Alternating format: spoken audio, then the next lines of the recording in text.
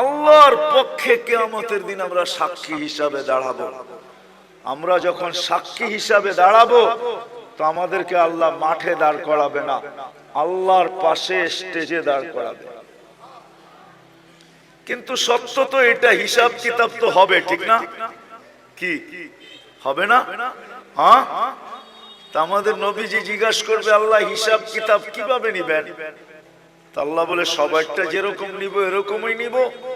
তা আমাদের নবীজি বলবে যদি সবার সামনে আমার উম্মতের হিসাব কিতাব নেন তাহলে তো আমি তো লজ্জিত হয়ে যাব, কেননা আমার উম্মত তো দুনিয়াতে গুনাহ করছে, আমি তো লজ্জায় পড়ে যাব। তা আল্লাহ জিজ্ঞাসা করবে তাইলে কিভাবে নিব? তো নবীজি বলবেন যে আমাকে নিতে দেন, আমি আলাদা ভাবে নেই। তা আল্লাহ প্রশ্ন করবে আপনাকে যদি নিতে দেই তো আপনিও তো আপনার উম্মতের গুনাহগুলা দেখবেন, তখনও তো আপনার চেহারাটা লজ্জায় ছোট হয়ে যাবে যে তোমরা আমার উম্মত হয়ে এই গুনাহ করলা, তো করলা কি কইরা, ঠিক না? সত্য তো?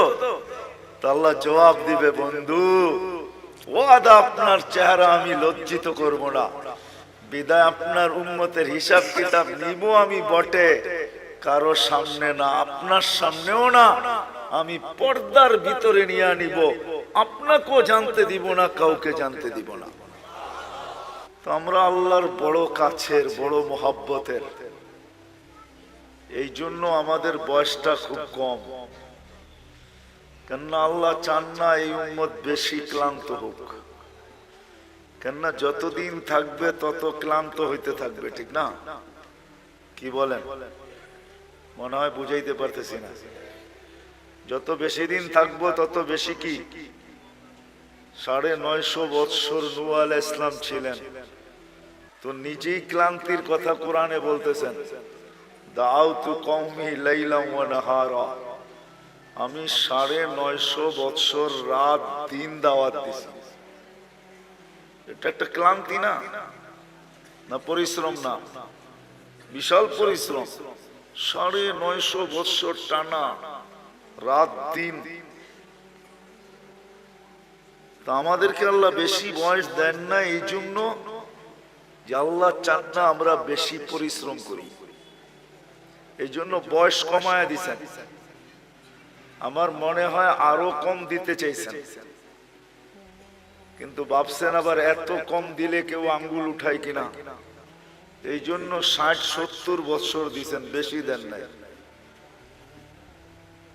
কোন উম্মত কতদিন থাকবে দুনিয়াতে এটা কোন নবী রসুল বলা যায় না, কিন্তু আমাদের নবীজি আইসেই বলছে তোমাদের পরিশ্রম বেশি দিন করতে হবে না।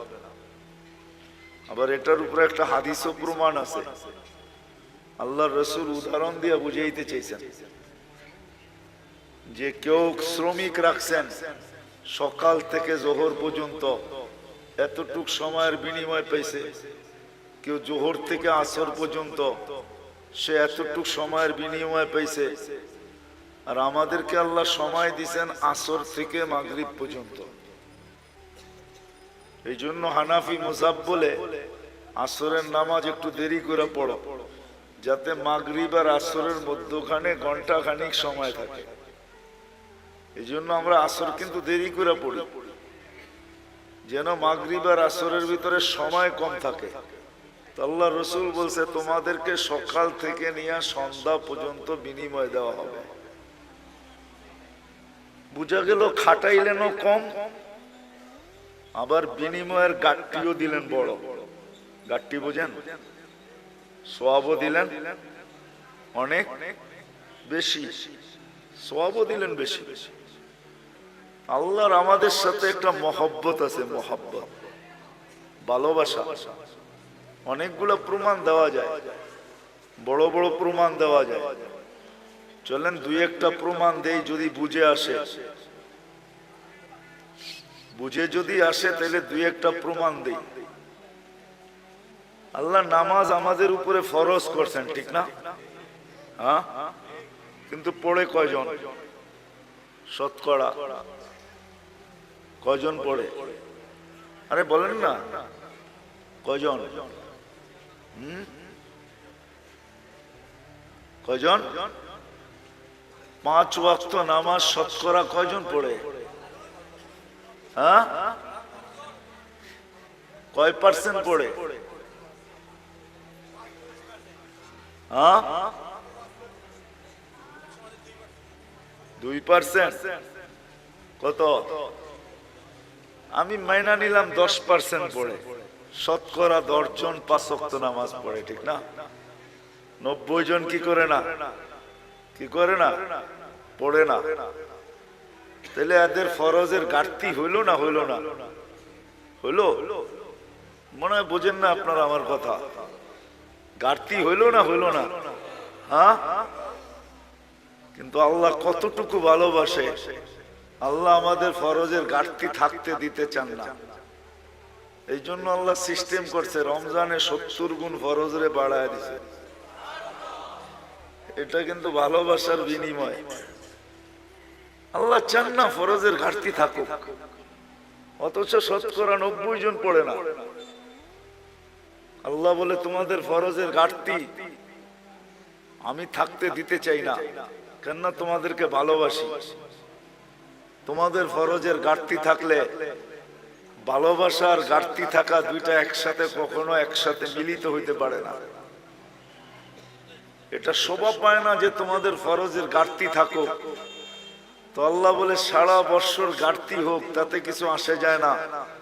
রমজানে 70 গুণ বাড়ায়া দিলাম ফরজ। এক রমজান পড়লে সারা বছরের ঘাটতি পুরা হওয়ার পরেও বিরাট বড় একটা ঘাটতি তোমাদের কাছে থেকে যাবে। মনে হয় বুঝাইতে পারি না। আল্লাহ ভালোবাসেন, এই জন্য আল্লাহ আমাদেরকে ভালোবাসেন। কয়জন শতকরা কোরআন শরীফ পড়তে পারে? শতকরা কয়জন পারে জানেন?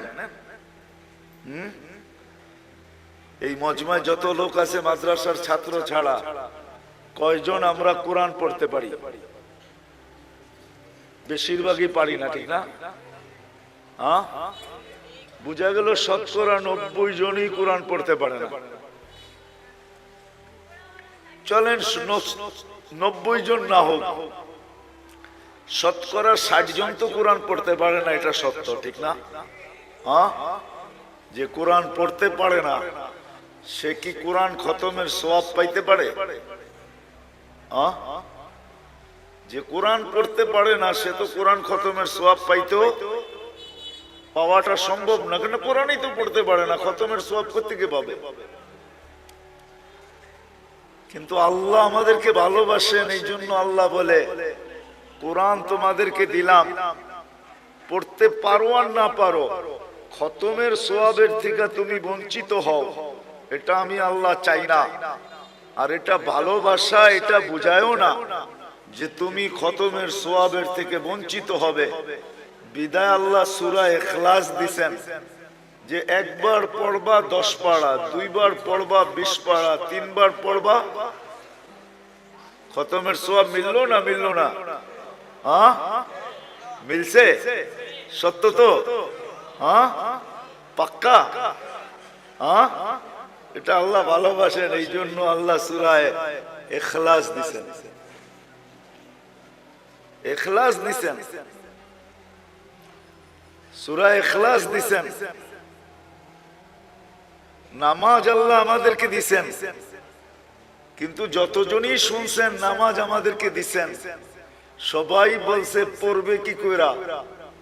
তাও 50 ওয়াক্ত কি করে পড়বে এরা? তো মুসা আলাইহিস সালাম আমাদের নবীজিকে বইলা কয়া কমাইতে বলছেন, কমায়া নিয়ে আসেন। তা আমাদের নবীজির কথা বুঝে আসছে, তুমি যা কমাইতে কমাইতে 5-এ নিয়ে আসছেন। যখন 5-এ আনছেন তখনও উনি বলতেছিল 5 ওয়াক্ত পড়বে না, আপনার উম্মত পড়তে পারবে না, 5 ওয়াক্ত পড়বে না, আপনি আবার কমায় নিয়ে আসেন। কিন্তু আমাদের নবীজি বলছে আমার লজ্জা লাগে। কিন্তু মুসা আলাইহিস সালাম বারবার বলতেছে পড়বে না, লজ্জার দিকে তাকায় লাভ নাই, জান কমায় নিয়ে আসেন, আপনার উম্মত 5 ওয়াক্ত পড়তে পারবে না, আমি তো 2 ওয়াক্ত পড়াইতে পারি না। আপনার উম্মত 5 ওয়াক্ত পড়বে কি করে, কমায় নিয়ে আসেন। আল্লাহ ভালোবাসে, এই জন্য কানে কানে বইলা দিছে 5 ওয়াক্ত নিয়ে যান, আমি নিজে সবাইকে ডাইকা ডাইকা পড়ায় নিব। এই জন্যই কিন্তু আল্লাহ ডাইকা ডাইকা পড়ায় আমাদেরকে, যদিও আমরা পড়ি না। যা হোক, যেটা বুঝাইতেছিলাম, কথা কিন্তু লম্বা হবে না, শর্টই হবে, অল্প কথা হবে, অল্প। আমাদের জীবনটা অতি ছোট, অতি। তুলনা দেখাইলাম আমি, 950 বৎসরের সামনে 60-70 বৎসর, এটা অতি ছোট, অতি। কিন্তু একটা জবাব দিলাম যে আমাদেরকে এত ছোট বয়স কেন দিলেন, এটাই প্রমাণ দিলাম যে ছোট বয়স এই জন্য দিলেন, অল্প বয়স এই জন্য দিলেন যে আল্লাহ আমাদেরকে অনেক ভালোবাসে। মানুষ কোনোদিন ভালোবাসার পাত্রকে ক্লান্ত করতে চায় না, যে ভালোবাসার পাত্র ক্লান্ত হোক, ভালোবাসার পাত্র ক্লান্ত হোক, এটা মানুষ কখনো চায় না। যখন মানুষ চায় না, তো আল্লাহ কি করে চাবে? এই জন্য আল্লাহ আমাদের বয়স কমায় দিছেন। আমাদের বয়স, ভালোবাসার লিস্টিটা যদি দেখি না যে আল্লাহ আমাদেরকে কতটুকু ভালোবাসে, কিতাবে পাই নাই, কিন্তু আমার মন বলে, মানুষের একটা মনও তো আছে না, আমার মন বলে আল্লাহ আমাদেরকে আরো কম দিতে চাইছিলেন মনে হয়, যে আমরা খালি দুনিয়াতে পা রাখবো আর উঠা চলে যায় সিধা জান্নাতে ঢুকবো। 60-70 বৎসরও আমাদেরকে বেশি দিয়া দিয়েছেন। এই জন্যই কিন্তু আমাদের নবীজি আমাদেরকে বুঝাইতে চেষ্টা করছেন, বারবার বলছেন তোমাদের বয়স কম কম কম কম কম, আমার উম্মতি বাইনা 60 ও 70, 60-70 বৎসর আমাদের বয়স। কোন নবী কিন্তু উম্মতকে এইভাবে বলেন নাই, আমাদের নবীজি যেরকম আমাদেরকে বলছেন। কেননা আমাদের আল্লাহও যেরকম আমাদেরকে ভালোবাসেন, আমাদের নবীজিও আমাদেরকে এরকমই ভালোবাসেন। আমাদের আল্লাহও আমাদেরকে ভালোবাসেন, এরকম ভালোবাসেন যে কোনো উম্মতকে ভালোবাসেন না। হায়, আমার মনে হয় লেবেল কেন লাগাইছেন জানেন? হ্যাঁ, জানেন না? জিনিসে যদি চিহ্ন না থাকে না, তো সবগুলা মিলা যায়, বোঝা যায় না কোনটা কিরকম, ঠিক না? তো আল্লাহ আমাদেরকে চিহ্ন লাগাইছেন, লেবেল লাগাইছেন, কুনতুম খায়রা উম্মাহ, উম্মত 1.25 লক্ষ হইতে পারে, কিন্তু তোমাদেরকে মিলাইলেও মিলবে না, কেননা তোমাদেরটাই লেবেল লাগানো আর একটাও লেবেল লাগানো না, তোমরা কারোর সাথে মিলবে না। এই জন্যই তো সাহাবা ইকরাম জিজ্ঞাসা করছে, ইয়া রাসূলুল্লাহ, কিয়ামতের দিন আমাদেরকে কেমনে চিনবেন এত মানুষের ভিতর থেকে? তা আল্লাহর রাসূল বলছে, চিনবো না কেন, তোমাদের গায়ে তো লেবেল লাগানো থাকবে। ওইখানে আবার লেবেল আরেকটা হবে, ওইখানে লেবেল আরেকটা হবে, ওইখানে আবার লেবেল আরেকটা লাগায় উঠাবে। গোর মুআজ্জাল মিন আসারিস সুজুদ। আল্লাহর রাসূল উপমা দিয়া বুঝাইছে যে এক ধরনের ঘোড়ার ভিতর থেকে যদি একটা ঘোড়া সাদা হয়, বা এতটুক জায়গা যদি তার সাদা হয়, তো তোমরা চিনবে? তো বলছে, ইয়া রাসূলুল্লাহ, এটা তো সহজ, সবটি একরকম, আর এটি শুধু আলাদা, তো এটা চিনবো না কেন? তো বলছে, তোমরাও কিয়ামতের দিন লেবেল লাগায়া উঠানো হবে। তো আমাদের নবীজিও আমাদেরকে খুব ভালোবাসেন, যেমন আল্লাহ ভালোবাসেন এমন নবীজিও আমাদেরকে ভালোবাসেন। আমার মনে হয় না কোন উম্মত, কোন নবী রাসূল তার উম্মতকে এতটুকু ভালোবাসেন। আমাদের নবীজি আমাদেরকে, আমরা যদিও ভালোবাসি না, আমরা শুধু বলি বাসি, আমরা বলি মুখ দিয়া যে নবীকে ভালোবাসি, কিন্তু ফতোয়া দিলে আবার উল্টা হয়ে যাবে। জানি না এলাকার মানুষ সইতে পারবেন কিনা, বলে ফেলবো। হ্যাঁ জিও বুঝেন। কিন্তু আব্দুল কাদের জিলানী রহমতুল্লাহ আলাইহি লেখছেন ফাতহুর রব্বানির ভিতরে, ওনার একটা কিতাব আছে ফাতহুর রব্বানি, ওটার ভিতরে উনি লেখছেন লিসানুকা মুমিন কলবুকা মুনাফিকুন। তোর জবানটা তো মুসলমান, তোর দিলটা তো মুনাফিক। আমরা মুখে তো বলি মোহাব্বত করি নবীকে, কিন্তু আসলে দিলে মোহাব্বত করি না। এই জন্য আমাদের মুখটা মুসলমান হইতে পারে, কিন্তু দিলটা আমাদের মুনাফিক। আমরা মুখ দিয়ে বলি মোহাব্বত করি, কিন্তু দিল দিয়া না। কি দিয়া না? দিল দিয়া। প্রমাণ দিমু? এইখানে একজনও নাই মাদ্রাসার তালেবে ইলম ছাড়া যে আমি এই বয়সে যতবার চুল কাটছি, একবার চায়া আমি সেলুনে বলছি আজকে আমার চুলটা আমার রাসূল সাল্লাল্লাহু আলাইহি ওয়াসাল্লাম যেমন পছন্দ করতেন ওরকম ভাবে কাইটা দাও। এই শব্দগুলা বইলা চুল কাটছি জীবনে একবার। যার বয়স যতটুকু, কি কাটছেন?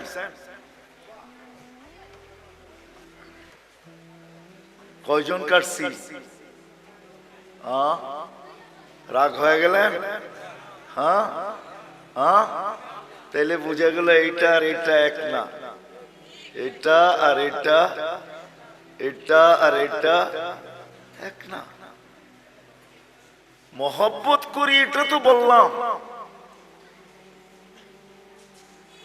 কিন্তু আমাদের জীবনে নবীজির সুন্নত কতটুকু আছে বলেন? কবির কথাই তো সত্য, তাসির রাসূল ওয়া তুযহিরু হুব্বাহু। কবির কথা আর আব্দুল কাদের জিলানী রহমতুল্লাহ আলাইহির কথা মিলা গেছে। তাসির রাসূল ওয়া তুযহিরু হুব্বাহু, রাসূলের মহব্বত করো এটা তো বলো, কিন্তু সর্বক্ষেত্রে নবীর বিরোধিতা করো, সুন্নতকে মানো না। তো কবি বলে তুমি যে কেমন মহব্বতকারী এটা আমার বুঝিয়ে আসলো না। যেটা আবার কেমন মহব্বতকারী বলো তো? মহব্বত করি তো আমাদের আল্লাহও আমাদেরকে মহব্বত করেন, এই জন্য বয়স আমাদেরকে বেশি দেন নাই। কেননা মহব্বতের পাত্র বেশি ক্লান্ত হোক এটা কেউ চায় না। যার ঘরে মেয়ে নাই, শুধু ছেলে আর ছেলে, তো এক সময় স্বামী স্ত্রী দুইজন মিলা বলে মেয়ে নাই, কি হয়েছে? ছেলে তো আছে, ছেলে দিয়া মেয়ে নিয়ে আসমু আর মেয়ের মতো পালমু। জিও, বুঝে আসতেছে? হ্যাঁ, তখন শাশুড়ি আর বউদেরকে কাজ করতে দেয় না, কেন? মহব্বত করে। আল্লাহ আমাদেরকে মহব্বত করেন, এই জন্য বয়স দিচ্ছেন কম। আমরা বেশি খাটি, এটা আল্লাহ চায় না। আমি প্রমাণ দিছি, আরো কয়েক ডজন না কয়েক শত ডজন দেওয়া যাবে। আমাদের নবীজিও আমাদেরকে মহব্বত করেন। যদি মহব্বত না করতেন তাহলে আল্লাহ বলতেন না হারিসুম বিল মুমিনিন রাউফুর রহিম। এই শব্দগুলো আল্লাহ কোনোদিন বলতেন না। আমাদের নবীজিও আমাদেরকে মহব্বত করেন, যদিও আমরা নবীকে মহব্বত করি না। আমি তো একটা প্রমাণ দেখাইলাম, একজন ছাড়া আর কেউ হা বলতে পারলো না। আমরা নবীকে মহব্বত করি না, নবীজি আমাদেরকে মহব্বত করেন। নবীজি আমাদেরকে মহব্বত করেন। মনে হয় নিজের আপন জনকেও এতটুকু মহব্বত করেন নাই যতটুকু উম্মতকে মহব্বত করতেন, করতেছেন, করবেন। নবীজি আমাদেরকে মহব্বত করতেন, এখনো করতেছে আর করবে। মহব্বত উম্মতকে। চলেন একটা মোটা উদাহরণ দিই, যদি বুঝে আসে। তাও হাদিস থেকে বানায় না। আমাদের দেশে কয়েকদিন আগে ইউনিয়ন পরিষদের ইলেকশন গেছে, ঠিক না? আপনাদের এখানে গেছে? ইলেকশন তো হয়, ঠিক না? না হয় নাই? সারা বাংলাদেশে গেছে, আপনাদের এখানে হয় নাই? মানে মেয়র ইলেকশন হয়েছে, ঠিক না? ইউনিয়ন পরিষদ হয় নাই। বাংলাদেশে ইউনিয়ন পরিষদের চেয়ার পাওয়ার জন্য মানুষ মরতে রাজি, মারতে রাজি। সারা বাংলাদেশে ইউনিয়ন পরিষদের ইলেকশনে বহুত লোক এবার মারা গেছে, এমনকি প্রার্থী পর্যন্ত মারা গেছে, শুধু ইউনিয়ন পরিষদের একটা চেয়ার পাওয়ার জন্য। আর আমাদের নবীজিকে যতদিন থেকে আল্লাহ নবুয়তের ঘোষণা দিয়েছেন, অতদিন থেকেই বলতে বলতে আসতেছেন, বন্ধু আপনার জন্য একটা চেয়ারও রাখছি। ওই চেয়ারটার নাম হইল মাকামে মাহমুদ। কি? ওই চেয়ারটার উপরে আর একটা চেয়ার আছে, আর কোনো চেয়ার নাই। ওটা হলো আল্লাহর কুরসি। আর কুরসির নিচে শুধু একটাই চেয়ার আছে, ওটার নাম মাকামে মাহমুদ। আল্লাহর রাসূল সাল্লাল্লাহু আলাইহি ইসলামের চেয়ারের নিচে আর কোনো চেয়ার নাই। আল্লাহ দুইটা চেয়ারই বানাইছেন, একটার নাম কুরসি, একটার নাম মাকামে মাহমুদ। কিয়ামতের দিন নিয়ে যাওয়া হবে, চেয়ারও লাগানো হবে, আল্লাহর রাসূলও চেয়ারের কাছে যাবেন, আল্লাহও বলবেন ডাইন পাশে রাখা হবে আল্লাহ, আর বলবে বন্ধু বসেন, কিন্তু আল্লাহর রাসূল চেয়ারে বসবেন না। প্রতি উত্তরে বলবেন আমি যদি বসি তাহলে আমি যে ভালোবাসি আমার পিপাসিত উম্মতকে যে আমি ভালোবাসি, আমার এই পিপাসিত ভালোবাসার পিপাসিত উম্মতকে কে পানি পান করাবে?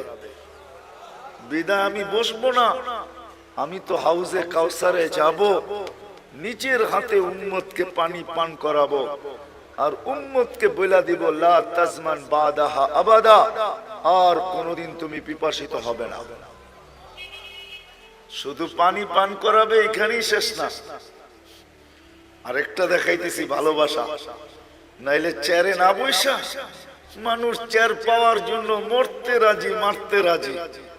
আর নবীজির জন্য চেয়ার রাখা আছে আল্লাহর পাশে। হায় হায় হায়,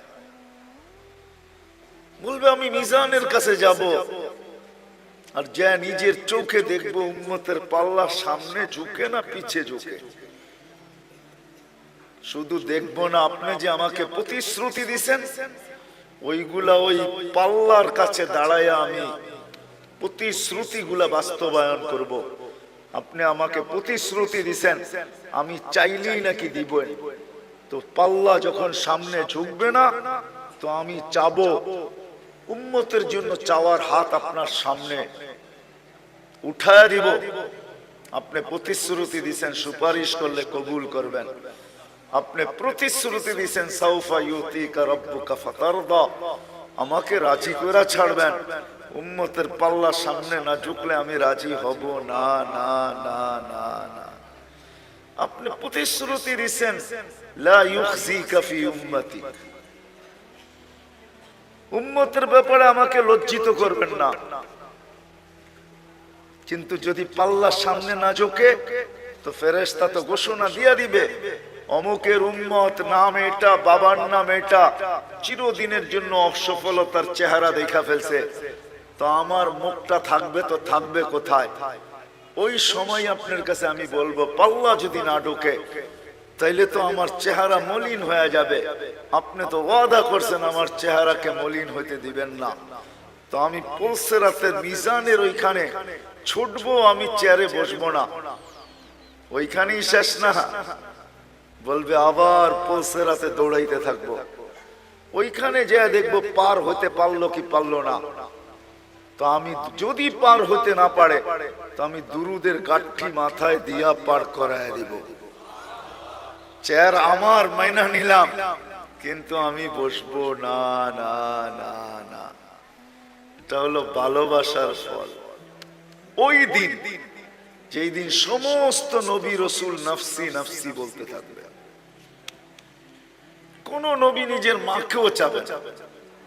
কিতাবে পাওয়া যায় মুসা আলাইহিস সালাম তো বলেই ফেলবে লা আসআলুকা উম্মি ওয়ালা আসআলুকা উখতি, আজকে মাকেও চাই না, বোনকেও চাই না, আসআলুকা নফসি, আপনি আমাকে বাঁচায়া দেন।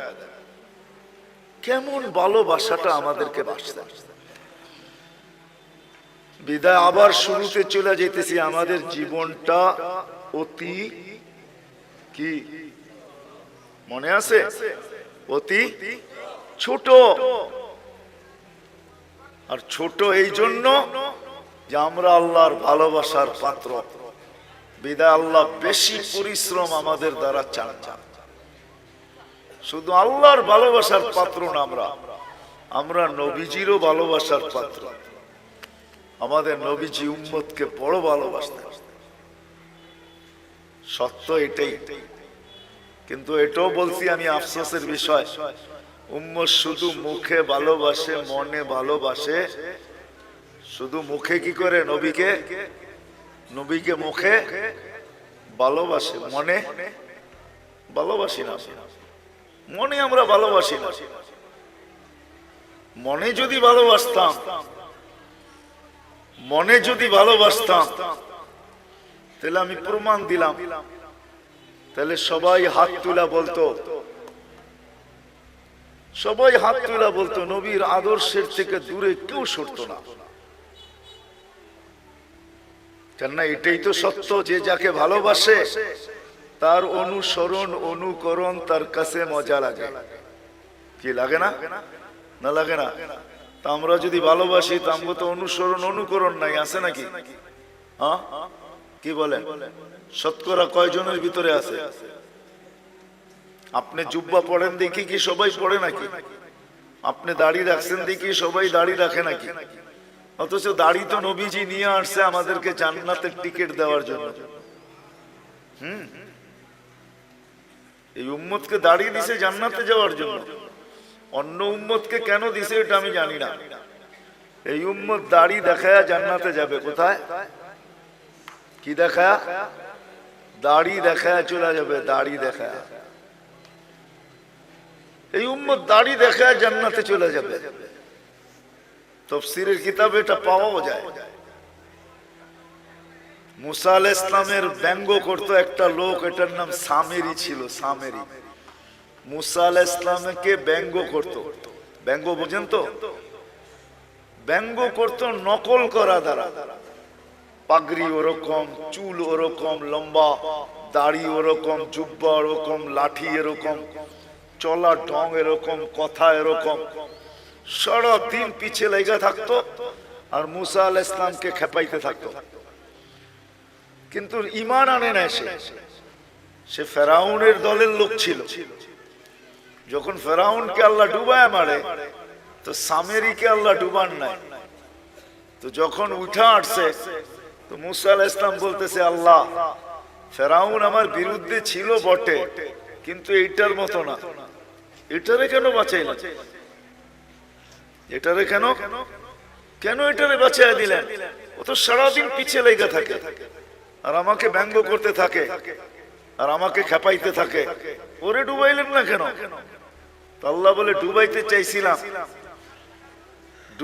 চাইছিলাম কিন্তু লজ্জা পায়া গেছি। আপনার মতো চুল দেখা, দাড়ি দেখা, জুব্বা দেখা, পাগড়ি দেখা, লাঠি দেখা, অঙ্গি ভঙ্গি দেখা লজ্জা পায়া গেছি, এই জন্য ডুবাই নাই। তো মুসা আলাইহিস সালামের অনুসরণ অনুকরণ করে যদি ডুবার থেকে সামেরি বাঁচতে পারে, তা আমরা দাড়ি দিয়া জান্নাতে কেন যেতে পারবো না? কি বলেন? আরে বুঝে আসছে? আল্লাহ দাড়ি দিছিলেন জান্নাতে যাওয়ার জন্য, আর পাইকা গেলে তো কোনো কথাই নেই। এটা তো সিল লেগে যাবে যদি পাইকা গেল। কিতাবে আছে মুহাদ্দিসে জামানার সবচেয়ে বড় মুহাদ্দিস মারা গেছেন। সঙ্গীরা সাথীরা স্বপ্নে দেখছেন, জিজ্ঞাসা করছে কি করা হলো তোমার সাথে, কি ব্যবহার হলো? তো বলতেছে দাড়ি দেখায় জান্নাতে চলে গেছে। দাড়ি দেখায় মানে? আল্লাহ জিজ্ঞাসা করছিল, ওই বুইরা কি নিয়ে আসছস? আমার হাদিস মনে উঠছে, আমিও বইলা ফেলছি দাড়ি নিয়ে আসছি আর কিচ্ছু নিয়ে আসি না। আল্লাহ জিজ্ঞাসা করছে রাগ হইয়া, শুধু দাড়ি? তো আমিও ডাইটা বলছি, কেন আপনি বলেন নাই জিবরিল আলাইহিস সালামকে? জিবরিল আলাইহিস সালাম বলেন নাই আমাদের নবীজিকে আমাদের নবীজি কি বলে নাই সাহাবাকে, সাহাবা কি বলে নাই তার ছাত্রকে, সে কি বলে নাই তার ছাত্রকে, সেই তো আমার ওস্তাদ, সে তো আমাকে বলছে আপনি নাকি সাদা দাড়ি দেখলে লজ্জা পান, এইখানে তো আইসা দেখি উল্টাটা, সাদা দাড়ি বলতে দেরি, আপনি চোখ বড় বড় করতে দেরি করেন নাই। তো আল্লাহ হাইসা দিয়া বলে সবাই সত্য বলছে, আমিও সত্য বলছি, মাফ করে দিলাম যা। এই উম্মতকে তো আল্লাহ দাড়ি দিচ্ছেন জান্নাতে যাওয়ার জন্য, কিন্তু এই উম্মত সারা দিন দাড়ি কাটে, ঠিক না? কি রাখে কয়জন আর কাটে কয়জন, ঠিক না? সত্য তো। আমি কিন্তু আবার পিছনে চলে যেতেছি, আমাদের জীবনটা অতি ছোট, কারণ এটাই যে আল্লাহ আমাদেরকে অনেক ভালোবাসে। যেমন আল্লাহ আমাদেরকে ভালোবাসেন, আমাদের নবীজিও আমাদেরকে এরকম ভালোবাসেন, যার কারণে আমাদের জীবনটা ছোট। কেননা ভালোবাসার পাত্র বেশি পরিশ্রম করুক এটা কোনোদিন চায় না, যে ভালোবাসে সে চায় না ভালোবাসার পাত্র বেশি পরিশ্রম করুক, এটা চায় না। বিধায় আমাদের নবীজিও চায় না, আল্লাহও চায় না আমরা লম্বা জীবন পাই। আর একটা কারণও আছে, কিন্তু হাদিস মনে উঠলো এই জন্য বলতেছি, আমরা যে বেশি পরিশ্রম না করি এটার একটা প্রমাণ দিতেছি বয়সের হাদিস দিয়া। এই উম্মতের বয়সের অনেক দাম। 40-এ যখন পা দেয় তো এই উম্মতের 2-3টা রোগ আর হয় না। 15 থেকে নিয়ে 40 পর্যন্ত যদি এই উম্মত আল্লাহ আল্লাহর রসুলকে মানা অবস্থায় পা দিল 40-এ, তো 3টা কঠিন রোগ আর হবে না। শ্বেত রোগ হবে না, পাগল হবে না, কুষ্ঠ রোগ হবে না। 50-এ যখন পা দিবে তখন আর কঠিন হিসাব হবে না। 60-এ যখন পা দিবে তো ফেরেশতা তাকে ভালোবাসতে শুরু করবে। 70-এ যখন পা দিবে তো আল্লাহ এই ব্যক্তির আল্লাহর কাছে চলে যাক, এটা আল্লাহ আকাঙ্ক্ষা করবে যে এখন তুমি আমার কাছে চলে আসো। 80-তে যখন পা দিবে, ভালোবাসা দেখাইতেছি কিন্তু ভালোবাসা, 80-তে যখন পা দিবে তা আল্লাহ বলবে গুনাহ লেখো না, কেননা 70-এর উপরে পার হয়ে গেছে, তো ভালোবাসা আটটু বেড়ে গেছে, ঠিক না? আরে হইল নাকি? গুনাহ লেখো না, গুনাহ লেখা হয় না। 90-তে যখন পা দেয়, 90 বছর বয়সে পা দিয়া ফেলছে, তা আল্লাহ বলে আগে পিছের গুনাহ রাখো না। এটা কি ভালোবাসার ভালোবাসার প্রমাণ যে আল্লাহ কত ভালোবাসে, আগে পিছের গুনাহ মাফ। আল্লাহ বলে পিঠে লেখা দাও, এটা আল্লাহর কয়েদি আল্লাহর জমিনে এখনো রাখা আছে। আল্লাহ আমাদেরকে ভালোবাসেন, এই জন্য আমাদের বয়স কম।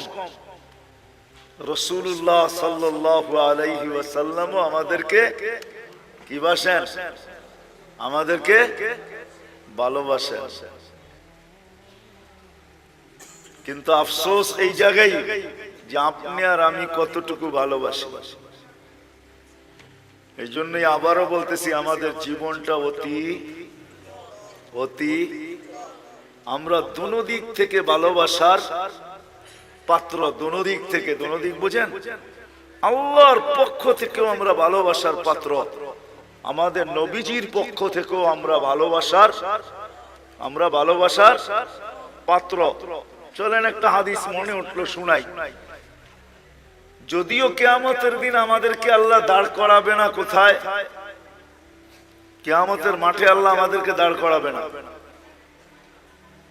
আমরা কিয়ামতের মাঠে ইনশাআল্লাহ দাঁড়াবো না। হ্যাঁ বলেন ইনশাআল্লাহ। আমরা কিয়ামতের মাঠে দাঁড়াবো না, আমাদেরকে জন্য আল্লাহ স্টেজ বানাবে আল্লাহর পাশে, ওই স্টেজে আমরা দাঁড়াবো। ওই স্টেজে ওই স্টেজে দাঁড়াবো আমরা। আমি তো এক ডজন অনেক দেখাইতে পারি, কিন্তু আমি জানি না ওলামারা আমার সাথ দিবে কি দিবে না। জালালউদ্দিন সুয়ুতী রহমতুল্লাহ আলাইহি লেখছেন, আমাদেরকে আল্লাহ স্টেজে দাঁড় করাবে, কেননা কোরআন বলে শুহাদা আলান নাস, আমরা কিয়ামতের দিন আল্লাহর পক্ষে সাক্ষী হিসাবে দাঁড়াবো। কার পক্ষে? কার পক্ষে? আল্লাহর পক্ষে কিয়ামতের দিন আমরা সাক্ষী হিসাবে দাঁড়াবো।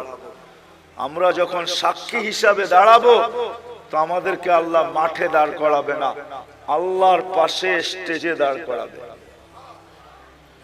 কিন্তু সত্য তো এটা, হিসাব কিতাব তো হবে, ঠিক না?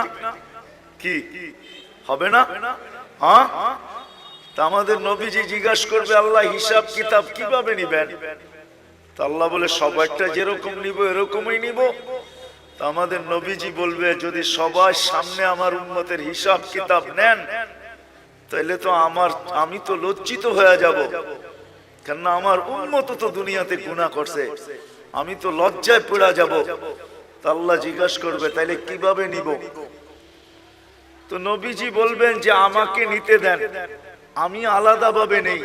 তা আল্লাহ প্রশ্ন করবে আপনাকে যদি নিতে দেই তো আপনিও তো আপনার উম্মতের গুনাহগুলা দেখবেন, তখনও তো আপনার চেহারাটা লজ্জায় ছোট হয়ে যাবে যে তোমরা আমার উম্মত হয়ে এই গুনাহ করলা, তো করলা কি করে, ঠিক না? সত্য তো? আল্লাহ জবাব দিবে বন্ধু ওয়াদা আপনার চেহারা আমি লজ্জিত করব না, বিদায় আপনার উম্মতের হিসাব কিতাব নিব আমি বটে, কারো সামনে না, আপনার সামনেও না, আমি পর্দার ভিতরে নিয়ে আনিব, আপনাকেও জানতে দিব না, কাউকে জানতে দিব না। বিদায় আমি শেষ জায়গায় চলে আসছি। জীবনটা আমাদের অতি আমরা দুনো দিক দিয়ে ভালোবাসার পাত্র। আমি কি বুঝাইতে পারলাম? দুনো দিক দিয়ে আমরা ভালোবাসার পাত্র। বিদায় আমাদের এই ছোট জীবনটাকে সুরক্ষিত করতে হবে, এটাই আল্লাহর দাবি। তুমি তোমার ছোট জীবনটাকে সুরক্ষিত করো, হেফাজত করো, সুরক্ষিত করো, তোমাদের কাছে এটা দাবি। সুরক্ষিত করো তোমরা তোমাদের জীবনটাকে, কেননা সুরক্ষিত করা, হেফাজত করা আমাদের প্রত্যেক নর নারী, যুবক বৃদ্ধ সবার কাছে আল্লাহর দাবি হলো। বাচ্চার কথা ভিন্ন, পাগলের কথা ভিন্ন, বাকি সবার কাছে আল্লাহর দাবি হলো এই ছোট জীবনটাকে সুরক্ষিত করো, যেটাকে হেফাজত বলে। যে জীবনটাকে সুরক্ষিত করবে, যে জীবনটাকে সুরক্ষিত করবে, যে জীবনটাকে সুরক্ষিত করবে, যে জীবনটাকে সুরক্ষিত করবে, হেফাজত করবে যে জীবনটাকে, কসম খোদার, আল্লাহ যে আমাদেরকে ভালোবাসেন, আল্লাহ রসুল যে আমাদেরকে ভালোবাসেন, যে সুরক্ষিত করবে সে যেন এই ভালোবাসার মূল্য দিল, মূল্য শুধু নিজের মূল্য অর্জন করলো না, সে যেন এই দুজনের ভালোবাসার মূল্য দিল যে আল্লাহ আপনি যে আমাকে ভালোবাসেন, এই জন্য আমি আমার জীবনটাকে সুরক্ষিত করলাম। রাসূলুল্লাহ সাল্লাল্লাহু আলাইহি ওয়াসাল্লাম যে আমাদেরকে ভালোবাসেন, দুজনেরই দাবি আমাদের কাছে যে এই জীবনটাকে সুরক্ষিত করো। সত্য এটাই যে সুরক্ষিত করা যাবে, আল্লাহ আল্লাহর রাসূলের ভালোবাসার যেরকম মূল্য হবে, এরকম যে সুরক্ষিত করা যাবে সেও আল্লাহ আল্লাহর রাসূলের কাছে বড় মূল্যের পাত্র হবে, বড় মূল্যায়নের পাত্র হবে, বড় মূল্যায়নের পাত্র। নাইলে আল্লাহর রাসূল এই কথা কোনোদিন বলতেন না। কেমন মূল্যায়নের পাত্র, হায় কেমন মূল্যায়নের পাত্র। একটা হাদিসের দিকে তাকাইলে বোঝা যায় আল্লাহর রাসূল বলছেন তোমরা কেমন মূল্যায়নের পাত্র হবে একটু শুনো। ইয়াস্তাকবিলুনি উম্মতি রব্বি, জান্নাতের গেটে আল্লাহ সর্বপ্রথম তোমাদেরকে স্বাগত জানাবে। জান্নাতীরা আল্লাহকে দেখবে বটে, দেখবে, কিন্তু আমাদের মতো সর্বপ্রথম দেখবে না। আমরা তো জান্নাতে ঢুকার আগে আমরা আল্লাহকে দেখব, আল্লাহ আমাদের ইস্তেকবাল করবে। তাইলে একটু ভাবেন কেমন মূল্যায়ন, যে আল্লাহ গেটে আমাদেরকে স্বাগত জানাবে। নাহলে আল্লাহ রাসূল কেন বললেন ইয়াস্তাকবিলুনি উম্মতি রব্বি, আমার রব আমাকে আর আমার উম্মতকে জান্নাতের গেটে স্বাগত জানাবে। কেমন মূল্যায়ন, কেমন মূল্যায়ন। আল্লাহ নিজেই বলতেছে আল জান্নাতু মুহাররামাতুন, জান্নাত সমস্ত উম্মতের জন্য হারাম, সমস্ত উম্মতের জন্য, যতক্ষণ পর্যন্ত আমার প্রিয় পাত্র উম্মতে মুহাম্মাদি না ঢুকবে। আমরা যতক্ষণ পর্যন্ত না ঢুকবো কোন উম্মতের জান্নাতে ঢুকার কোনো অনুমতি নাই। চাই জান্নাতের ফয়সালা তার জন্য যতই হোক না কেন তাকে অপেক্ষা করতে হবে, এটাই আল্লাহর ঘোষণা। তাইলে ভাবেন আমরা কতটুকু মূল্যবান। বিদায় আসেন এই সম্মেলন থেকে, আমার পরেও তো বক্তারা আসবে, কথা ওনারাই শোনাবে। আমি যদিও ওয়াদা ছিল চলে আসছি, বহু দূর থেকে ঢাকা আসছি, ওইখান থেকে এখানে আসছি, শরীর যদিও এখন অনুমতি দেয় না। এই মজমার থেকে, সম্মেলন থেকে আমরা প্রতিজ্ঞা করি আমাদের জীবনটা কিন্তু ছোট, অতি ছোট। আর ছোট কেন এটা আমি দেখাইলাম, যে আমরা আল্লাহর বড় প্রিয় পাত্র, আল্লাহর রসুলের বড় প্রিয় পাত্র। বিদায় আল্লাহ আল্লাহর রসুল চান যে আমরা আমাদের জীবনটাকে সুরক্ষিত করি, যুবক যৌবনকে সুরক্ষিত করুক, নারী নারীত্বকে সুরক্ষিত করুক, পুরুষ পুরুষত্বকে সুরক্ষিত করুক, গরিব দারিদ্রতাকে সুরক্ষিত করুক, যে যে অবস্থানে আছে সে নিজেকে সুরক্ষিত করুক। কেননা আমরা দুই দিক থেকে প্রিয় পাত্র। আল্লাহ চান না যে আমরা কিয়ামতের দিন প্রিয় পাত্রের উল্টাটা না হই। এই জন্য আল্লাহ চান আমরা আমাদের জীবনটাকে সুরক্ষিত করি। কিন্তু সুরক্ষিত সহজে কিভাবে করব? কিভাবে সহজে সুরক্ষিত করব? প্রত্যেক ব্যক্তি কিভাবে করবে? যুবক কিভাবে করবে? নারী কিভাবে করবে? পুরুষ কিভাবে করবে? প্রত্যেক ব্যক্তি, প্রত্যেক অবস্থানওয়ালা, পেশাওয়ালা, বাসাওয়ালা, রংওয়ালা, কালারওয়ালা, প্রত্যেক ব্যক্তি কিভাবে সুরক্ষিত করবে? আল্লাহ মুহাম্মদুর রাসূলুল্লাহ সাল্লাল্লাহু আলাইহি ওয়াসাল্লামের মাধ্যমে আমাদেরকে এটা শিখাইছেন যে আমরা কিভাবে সুরক্ষিত করব। এজন্য আমি দুই চারটা দেখাইছি আপনাদেরকে। এটাও কিন্তু সুরক্ষিতর একটা। যদিও এই মজমায় কেউ নাই যে প্রতিদিন এক খতম কোরআনের নিয়াতে 3 বার সূরা ইখলাস পড়ে। এরকম কয়জন আছি আমরা এখানে? প্রতিদিন এক খতম কোরআনের সওয়াব আমার আমলনামায় আসুক, এই নিয়তে ডেইলি সূরা ইখলাস 3 বার পড়ি, এরকম কয়জন আছে? আমার কথা বোঝেন, তারপরে হাত উঠায়েন। প্রতিদিন পড়ি, প্রতিদিন কন্টিনিউ আমি ডেইলি পড়ি, এই নিয়তে যে কোরআন পড়তে পারি না তাতে কি আসে যায়, আমি ডেইলি এক খতম কোরআনের সওয়াব আমার আমলনামায় নিতে চাই। এই নিয়তে আমরা কয়জন পড়ি? এটাও কিন্তু জীবন গুছানোর, সুরক্ষিত করার একটা পন্থা আল্লাহ দিয়েছেন। একটু আগে দেখাইলাম না নামাজ, যে ফরজের ঘাটতি এই উম্মতের না থাকুক। কেননা ফরজের ঘাটতি যদি থাকলো তাহলে আর জীবনটা গুছানোর কোনো রাস্তা থাকবে না। এই জন্য আল্লাহ নামাজ দিছেন বটে, কিন্তু ঘাটতি কিভাবে পূরণ হয়? কেননা আপন জনের ঘাটতি যদি পুরা না হইল তাহলে কিয়ামতের দিন কেউ বইলেও তো ফেলতে পারে যে লেবেল লাগায় তো দুনিয়াতে পাঠাইলেন খায়রা উম্মাহ।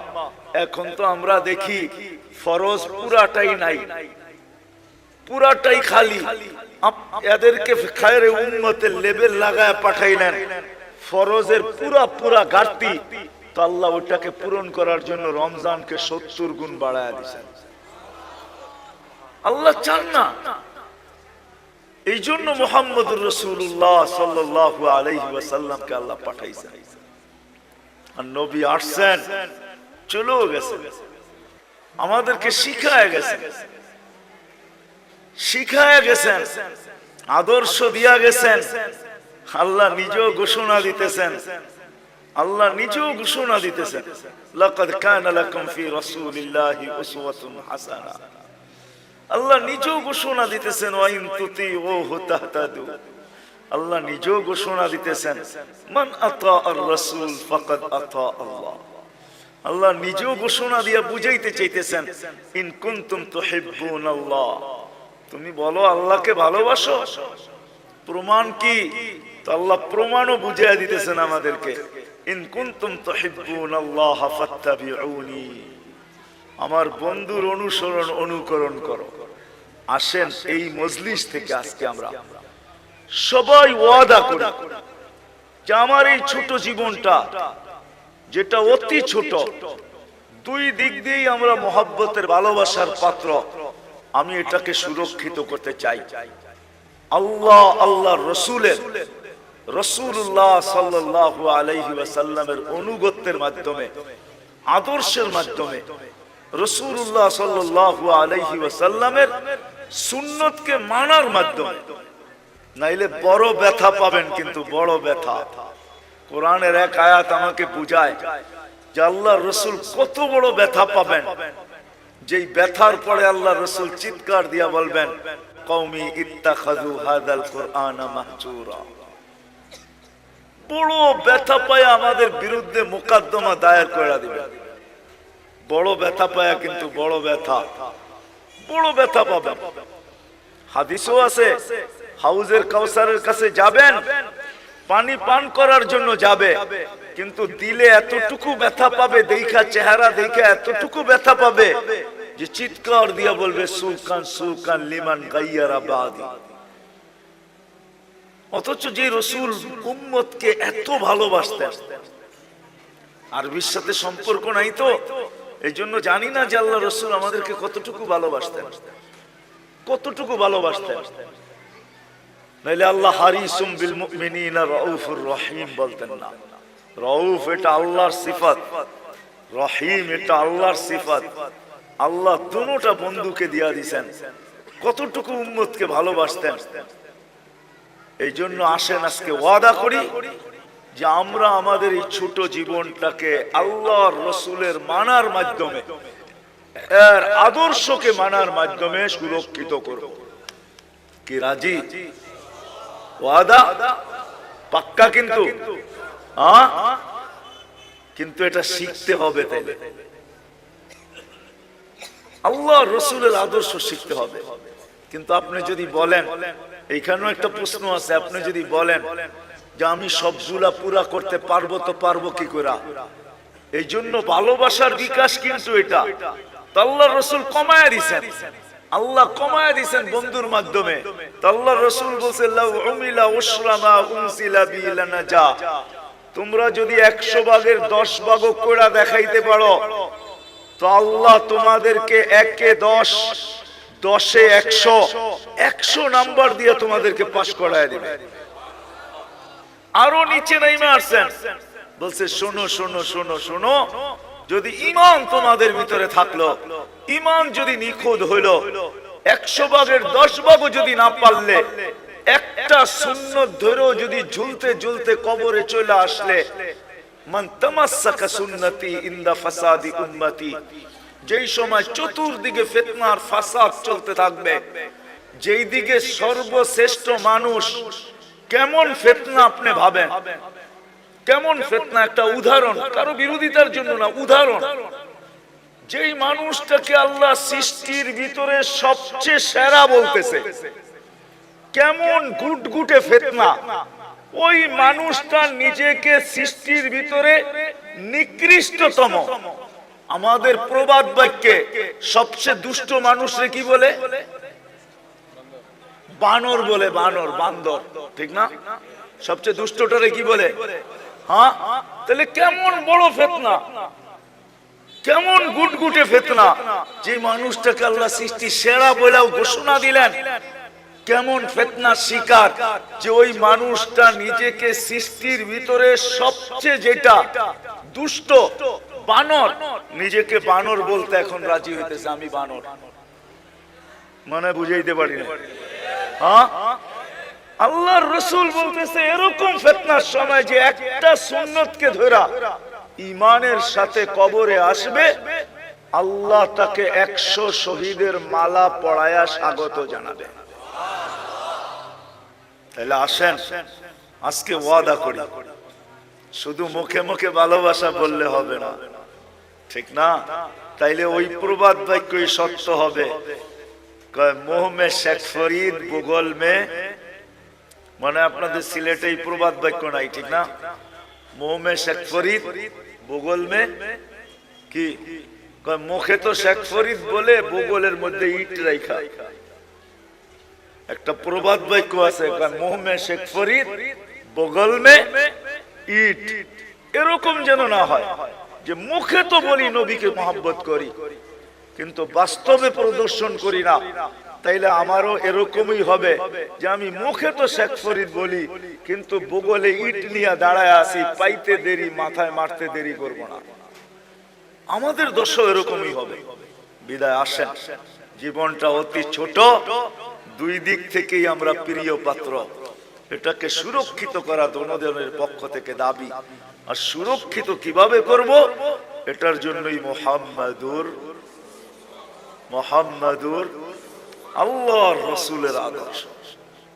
আসেন শিখি, শিখবো তো পাক্কা। কার কাছ থেকে শিখবেন? নেটের থেকে? কার থেকে? হক্কানি আলেম আর আল্লাহ ওয়ালাদের থেকে, হক্কানি আলেমদের থেকে। এখন তো হক্কানি আলেম দেখানোর সময় আমার নাই, নাইলে আপনাদেরকে বুঝায় বলতাম যে হক্কানি আলেম কারা। এদের কাছ থেকে শিখেন। হ্যাঁ, এদের কাছ থেকে শিখেন। কিতাবে আছে হক্কানি আলেম কারা, এই জন্য কিতাবে নিষেধ করছে লা তাজলিসু ইনদা কুল্লি আলেম ইল্লা আলিমুন ইয়াদউকুম মিন খামসিন ইলা খামসিন। 5 জিনিসের থেকে 5 জিনিসের দিকে যারা ডাকে তোমাদেরকে, এরা হলো হক্কানি আলেম। এদের কাছ থেকে শিখো, নবীর আদর্শ শিখো। কেননা দুনিয়াটা ছোট হয়ে আসতেছে, কার মৌত কখন হবে। কেননা কিয়ামতের আগে আল্লাহর রাসূল বলছেন, কিয়ামতের আগে আল্লাহর রাসূল বলছেন মানুষের অপমৃত্যুর হার বেড়ে যাবে। হার, অপমৃত্যু বুঝেন? হঠাৎ মৃত্যুর হার বেড়ে যাবে। এখন সারা দুনিয়া দেখলে দেখা যায় প্রতিদিন 75% মানুষ, 3 থেকে 4 লক্ষ মানুষের ভিতর থেকে 75% মানুষ হঠাৎ মৃত্যু হয়। হঠাৎ, এটা কিয়ামতের নিদর্শন। কখন আমরা মারা যাব জানি না। এই জন্য হক্কানি আলেমদের কাছ থেকে শিখেন। এটাও একটা বাগান,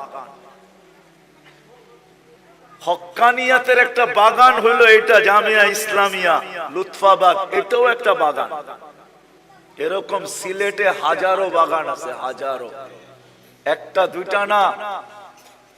সিলেট বোর্ডালারা বলতে পারবে কত বাগান আছে সিলেটে।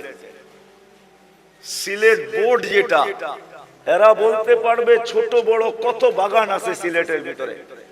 এদের কাছ থেকে শিখি। একটা সুন্নত হইল নিজের সম্বল বানাই।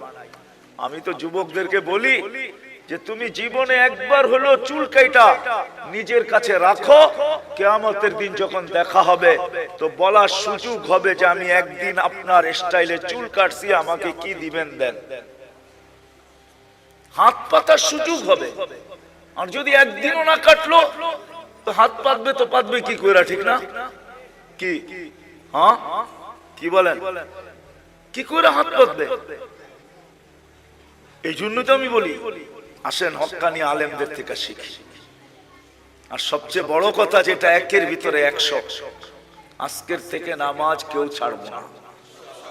ওয়াদা পাক্কা। আল্লাহ আমাদেরকে আমল করার তৌফিক দান করেন। কেউ উঠাউঠি করবো না। ওমা আলাইনা ইল্লাল বালাগ।